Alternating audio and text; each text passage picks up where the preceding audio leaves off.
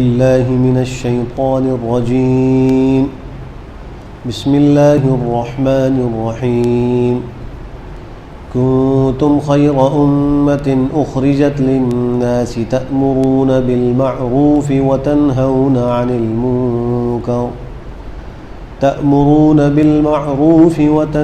عن المنكر وتؤمنون بالله ولو آمن أهل الكتاب لكان خيرا لهم منهم المؤمنون وأكثرهم الفاسقون۔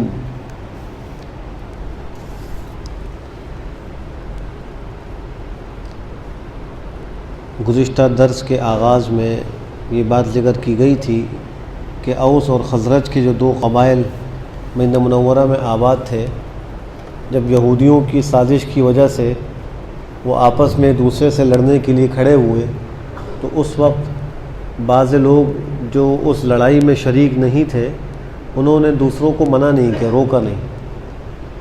تو جیسے لڑنے والوں کو تنبیہ کی گئی کہ تم کیوں لڑتے ہو، تمہارے درمیان میں اللہ کا رسول موجود ہے، اس پہ قرآن کریم اتر رہا ہے اور اس کو پڑھ کے سنایا جا رہا ہے، تو تمہیں تو آپس میں لڑنا نہیں چاہیے۔ ایسے ہی ان لوگوں کو بھی تنبیہ کی گئی جنہوں نے ان کو منع نہیں کیا تھا کہ تم کو روکنا چاہیے تھا۔ تو منکر پر نکیر کرنا یہ تو ہر مسلمان کی ذمہ داری ہے۔ حدیث شریف میں آتا ہے کہ انصر اخاک ظالما او مظلوما، اپنے بھائی کی مدد کرو خواہ وہ ظالم ہو یا مظلوم ہو۔ جب یہ بات صحابہ کرام نے سنی تو انہوں نے سرکار دو عالم صلی اللہ علیہ وسلم سے یہ بات عرض کی کہ مظلوم کی مدد کا مطلب تو سمجھ میں آ رہا ہے کہ مظلوم ہے اور اس کی مدد کرنی چاہیے، لیکن ظالم کی مدد کرنے کا مطلب کیا ہے؟ تو آپ نے فرمایا کہ اس ظالم کو ظلم سے روکنا یہ ظالم کی مدد کرنا ہے۔ جس سے جتنا ہو سکے وہ ظالم کو روکے۔ فائدہ یہ ہوگا کہ اگر اس کے روکنے سے ظالم رک گیا اور اس نے کسی کو قتل نہیں کیا تو دنیا کے اندر جو سزا ہے قتل ناحق کی قصاص اس سے بھی بچے گا، اور آخرت میں مسلمان کو ناحق قتل کرنے کی جو سزائیں اللہ نے ذکر فرمائی ہیں قرآن کریم میں ان سے بھی بچے گا۔ 5 سزائیں ذکر فرمائی اللہ نے کسی مومن کو ناحق اس دنیا میں قتل کرنے کی۔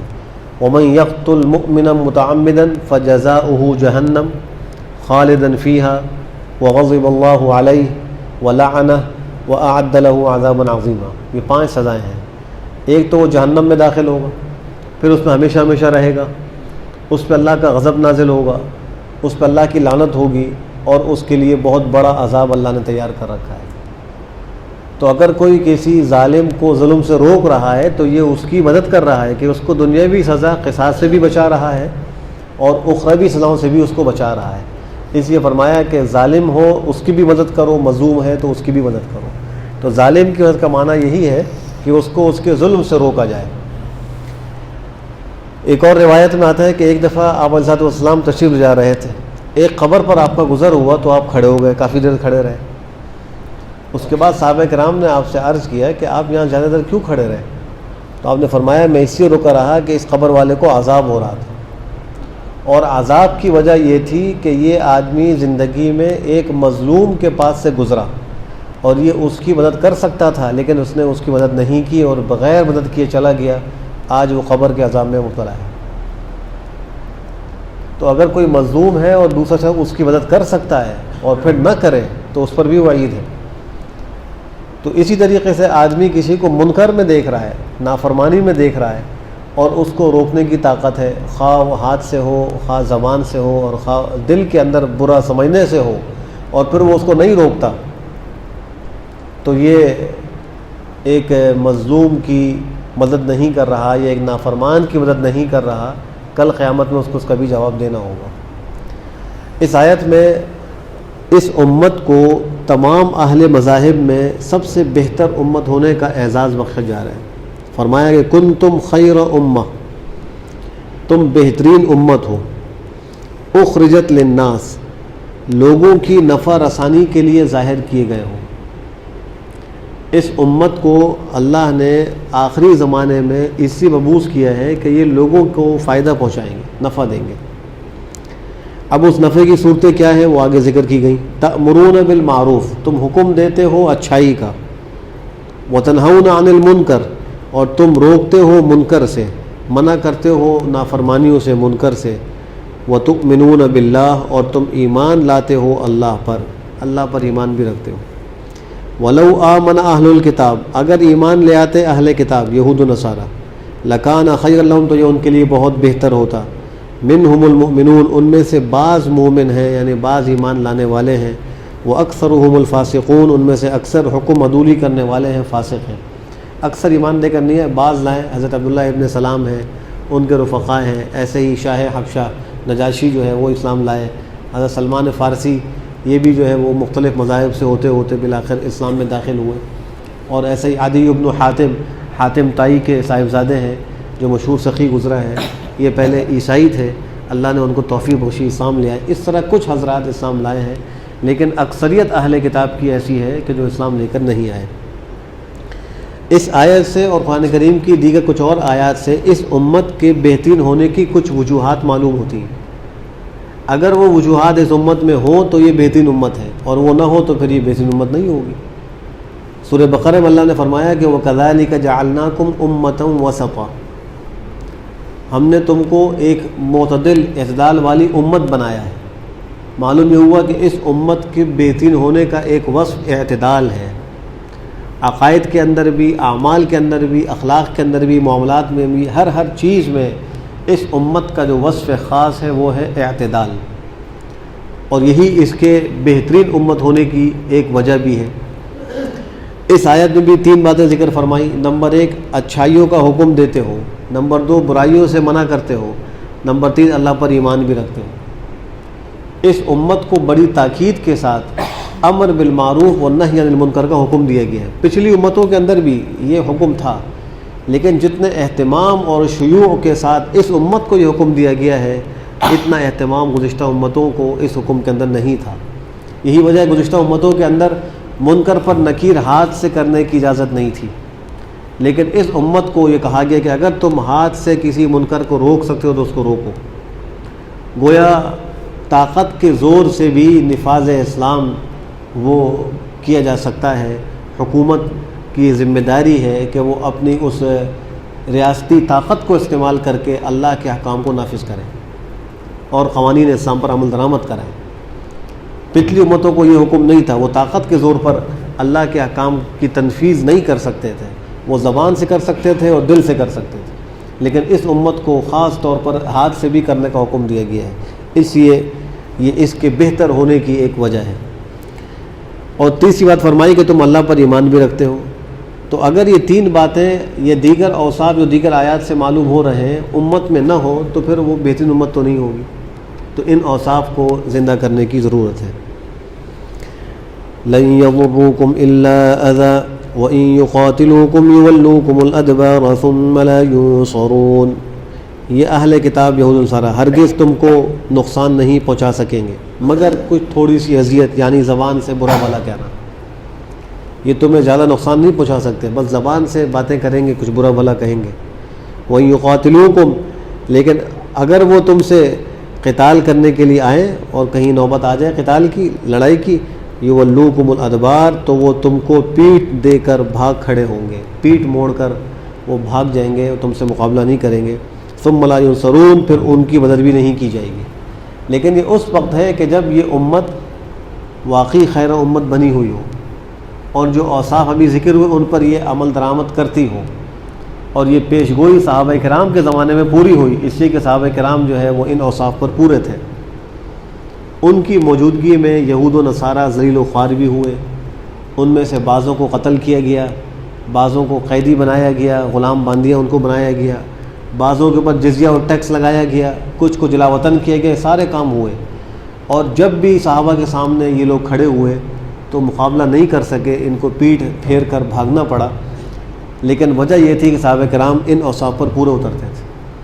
اگر آج مسلمان کمزور نظر آ رہا ہے اور یہود و نصارہ اس پر غالب نظر آ رہے ہیں تو یہ وجہ نہیں ہے کہ یہود و نصارہ کوئی حق پر ہے، بلکہ وجہ یہ ہے کہ آج مسلمان صحیح ایمان پر قائم نہیں ہے، وہ خود اللہ کے احکام کو صحیح طریقے سے اپنی زندگیوں میں زندہ نہیں کر رہا۔ ورنہ قرآن کریم میں تو صاف اعلان ہے، انتم الاعلون ان کنتم مؤمنین، تم ہی غالب ہوں گے اگر تم پکے مومن ہو۔ اللہ نے صاف فرمایا کتب اللہ لأغلبن انا ورسولی، میں نے یہ بات لکھ لی، اللہ فرما رہے ہیں کہ اللہ نے فیصلہ کر لیا ہے کہ اللہ اس کا رسول غالب آئیں گے، اللہ کا دین غالب آئے گا۔ لیکن اگر خود ہی اہل ایمان میں کمزور ہو جائیں اور پھر اس کے نتیجے میں ان پر مصیبتیں آ رہی ہوں، مغلوبیت آ رہی ہو، تو وہ اسلام اور دین کو کوئی شکوہ نہ دیں، اس سے کوئی گلہ نہ کریں، بلکہ خود اپنی اصلاح کی پہلے فکر کریں، ورنہ یہ دین تو ایسا ہے کہ جو اس پر قائم ہوا اللہ نے اس کو دنیا کی عزتیں بھی عطا فرمائی اور اخروی عزتیں بھی اس کے لیے ہیں۔ صحابہ کرام کی مثال ہمارے سامنے موجود ہے۔ ضربت علیہم الذلۃ اینما ثقفوا الا بحبل من اللہ وحبل من الناس وباءوا بغضب من اللہ وضربت علیہم المسکنہ ذلك بأنهم كانوا يكفرون بآيات الله ويقتلون الأنبياء بغير حق ذلك بما عصوا وكانوا يعتدون۔ جما دی گئی ہے ان پر ذلت، مار دی گئی ہے ان یہود و نصارہ کے اوپر ذلت، جہاں یہ پائے جائیں گے، جہاں کہیں پائے جائیں گے ذلیل و خوار ہوں گے، مگر اللہ کی طرف سے عہد و پیمان کے ذریعے سے اور لوگوں کی طرف سے عہد و پیمان کے ذریعے سے۔ دو صورتیں ذکر فرمائی۔ اللہ کا عہد و پیمان یہ ہے کہ اللہ نے چھوٹے بچوں کو، عورتوں کو لڑائی میں مارنے سے منع فرمایا۔ ایسے ہی ان کفار کے وہ لوگ جو عبادت گزار ہیں، اپنے اپنے عبادت خانوں میں عبادت میں مصروف ہیں اور لڑائی نہیں کرتے اور لڑائی میں شریک نہیں ہوتے، ان کو بھی جنگ کے موقع پر مارنے کا حکم نہیں دیا۔ تو یہ ہے اللہ کی طرف سے عہد و پیمان۔ بعض حضرات نے فرمایا کہ اس سے مراد ہے ایمان۔ اللہ کا عہد و پیمان یہ ہے کہ وہ ایمان لائیں، جو ایمان لائے گا پھر اسے جنگ نہیں ہوگی۔ دوسری جو صورت ہے وہ یہ کہ لوگوں کی طرف سے ان کو عہد و پیمان مل جائے، یعنی مصالحات ہو جائے، کوئی معاہدہ ہو جائے، جیسا کہ ذمیوں سے ہوتا ہے یا اہل کتاب سے ہوا، پہلے مسلمان معاہدہ کرتے تھے، اس کے نتیجے میں ان کی جان مال محفوظ ہو جاتی تھی۔ تو یہ دو صورتیں ہیں ان کی اس دنیا کے اندر حفاظت کی، یا تو اللہ کے عہد و پیمان میں آ جائیں یا مسلمانوں کے عہد و پیمان میں آ جائیں۔ وباءوا بغضب من اللہ، اور وہ لوٹے اللہ کے غضب کو لے کر، چونکہ انہوں نے اللہ کے احکام کو پس پش ڈالا، اس سے بغاوت و سرکشی کی، نتیجے میں اللہ کے غضب کے مستحق ہوئے، اور ان پر مسکنت اور فقیری جما دی گئی ہے۔ دل و دماغ کے اندر فقر و فاقہ ڈال دیا گیا، باوجود ہے کہ ظاہر میں ان کے پاس وسائل زیادہ ہوتے ہیں، لیکن دل کے اعتبار سے فقیر ہوتے ہیں، مسکین ہوتے ہیں۔ یہ اس وجہ سے کہ وہ اللہ کی آیات کا انکار کیا کرتے تھے، اللہ کی آیات کے ساتھ کفر کیا کرتے تھے، اور اللہ کے انبیاء کو ناحق قتل کیا کرتے تھے۔ روایات میں آتا ہے کہ ایک علاقہ تھا جہاں مختلف قومیں آباد تھیں، اور ہر قوم میں ایک نبی اللہ نے مبعوث کیا تھا۔ پہلے جو انبیاء آتے تھے وہ مخصوص اقوام میں آتے تھے، مخصوص علاقوں کے لیے آتے تھے۔ نبی آخر الزمان صلی اللہ علیہ وسلم نے تشریف لائے تو اللہ نے آپ کو عالمگیر نبوت عطا فرمائی۔ آپ کی نبوت کسی خاص علاقے کے لیے نہیں، بلکہ ساری روئے زمین کے لیے آپ کی نبوت، سارے عالموں کے لیے آپ کی نبوت، اور آپ کی نبوت کسی مخصوص قوم کے لیے نہیں، بلکہ قیامت تک آنے والے جتنے انسان ہیں ان سب کے لیے آپ نبی بنائے گئے۔ پھر آپ کو اللہ نے خاتم الانبیاء بنایا کہ آپ کے بعد کوئی نبی پیدا نہیں ہوگا، قیامت تک کوئی نبی نیا پیدا نہیں ہوگا، آپ آخری نبی ہیں۔ تو وہ جو علاقہ تھا جہاں مختلف اقوام آباد تھیں اور ہر قوم میں ایک نبی تھا، تو کچھ لوگ جو سرکش قسم کے تھے انہوں نے کہا کہ یہ اللہ کے انبیاء ہیں اور ہمیں ہر وقت دعوت دیتے رہتے ہیں، اللہ کے احکام کی طرف بلاتے رہتے ہیں، ہم تو ان سے تنگ آ گئے ہیں، تو ایک ہی بار منصوبہ بنا کر ان کو ختم کر دینا چاہیے تاکہ نہ یہ رہیں گے اور نہ ہمیں کوئی ہر روز سنانے والا ہوگا۔ تو منصوبہ بنا کر انہوں نے ایک ہی وقت میں، ایک دن صبح کے وقت میں 43 انبیاء کو شہید کر دیا، اور پھر ان کی قوموں کے نیک لوگوں میں سے 170 لوگ کھڑے ہوئے ان کو سمجھانے کے لیے، انہوں نے اسی دن ان کو بھی شہید کر دیا۔ اللہ فرماتے ہیں کہ ان لوگوں پر جو یہ دنیاوی ذلت و مسکنت ڈالی گئی ہے یہ اس وجہ سے کہ ایک تو اللہ کی آیات کے ساتھ کفر کرتے تھے، اور دوسرے یہ کہ اللہ کے انبیاء کو ناحق قتل کرتے تھے۔ اس لیے کہ حق کے ساتھ قتل کی 3 صورتیں ہیں، کوئی شادی شدہ ہو، زنا کا ارتکاب کر لے خدا نخواستہ تو اس کی شرعی سزا ہے سنگساری، کوئی نعوذ باللہ مرتد ہو جائے، دین اسلام سے پھر جائے تو اس کی سزا جو ہے وہ قتل ہے، یا کوئی کسی کو ناحق قتل کر دے تو نتیجے میں قصاص میں اس کو بھی قتل کیا جائے گا۔ یہ ہے 3 صورتیں جو حق قتل کی ہیں، اور انبیاء ان میں سے کسی بھی صورت پر نہیں ہوتے، اللہ نے ان کی حفاظت فرمائی ہوئی ہے، اور وہ ان تینوں میں سے کسی کے ساتھ بھی وابستہ نہیں ہوتے، لہذا انبیاء کا قتل کبھی حق ہو ہی نہیں سکتا، وہ ہمیشہ ناحق ہو۔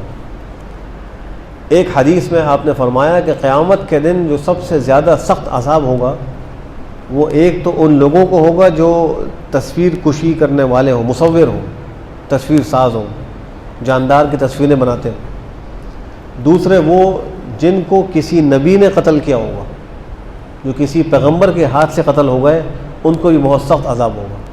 اور تیسرے وہ جنہوں نے کسی نبی کو قتل کیا ہوگا، تو نبی کے قاتل کو یا نبی کے ہاتھ سے کوئی مقتول ہوا اس کو اور مصور کو قیامت میں بہت سخت عذاب ہوگا۔ تو ان لوگوں کا گناہ یہی تھا کہ یہ انبیاء کو ناحق قتل کیا کرتے تھے۔ ذالک بما عصوا، یہ اس وجہ سے کہ انہوں نے نافرمانیاں کی، وکانوا یعتدون، اور وہ حد سے تجاوز کرنے والے تھے۔ اللہ سبحانہ وتعالی ہم سب کی حفاظت فرمائے۔ آمین۔ الحمد للہ رب العالمین والعاقبۃ للمتقین، والصلاة والسلام علی خیر خلقہ محمد وعلی آلہ وصحبہ اجمعین۔ اللہم ارنا الحق حقا وارزقنا اتباعہ، وارنا الباطل باطلا وارزقنا اجتنابہ۔ ربنا آتنا فی الدنیا حسنہ وفی الآخرۃ حسنہ وقنا عذاب النار۔ اللہم بارک لنا فی رجب وشعبان وبلغنا رمضان۔ اللہم انا نعوذ بک من زوال نعمتک وتحویل عافیتک وفجاءۃ نقمتک وجمیع سخطک۔